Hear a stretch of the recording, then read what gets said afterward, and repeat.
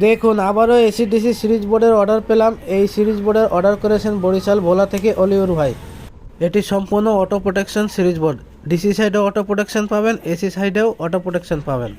এই বোর্ডের ডিজাইন করার জন্য আমরা দক্ষ টেকনিশিয়ান দিয়ে আগে বোর্ডের ডিজাইনটি করিয়ে নিই, তারপরে এই কাজগুলো আমরা করি। এই ধরনের সিরিজ বোর্ড যদি বানাতে চান আপনারা বানিয়ে নিতে পারেন, অথবা আমাদের কাছ থেকে নেওয়ার জন্য অর্ডার করতে পারেন স্ক্রিনে দেওয়া নাম্বারে।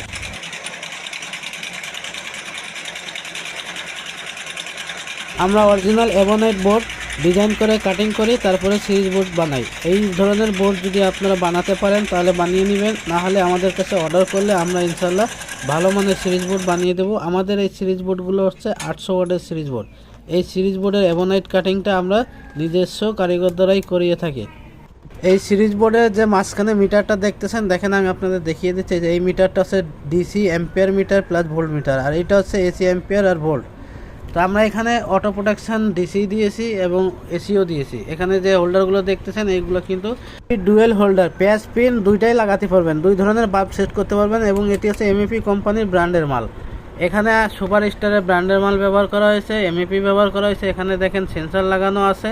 এই সমস্ত কানেকশান কীভাবে করবেন আমরা একটি লং ভিডিও বানিয়ে দেব যদি আপনারা কমেন্ট করেন।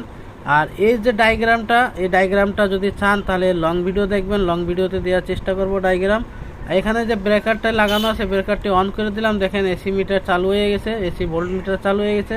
এখানে এসি ডাইরেক্ট যে কারেন্টগুলো আপনারা ব্যবহার করবেন সেই সিস্টেমও আছে এবং ডিসিও আছে।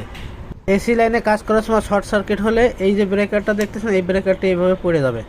আর যদি ডিসি লাইনে কাজ করতে যায় যদি শর্ট হয়ে যায় তাহলে ডিসি অটো অফ হয়ে যাবে, অটো প্রোটেকশন দেবে। কীভাবে দেখেন, আমি এই যে শর্ট করে দিচ্ছি, ডিসি আউটপুট শর্ট করে দিলাম, দেখেন এই যে ডিসি মিটারে ভোল্ট নাই, 0 হয়ে গেছে। এখানে দেখেন লাল বাতির জায়গায় সবুজ বাতি হয়ে গেছে।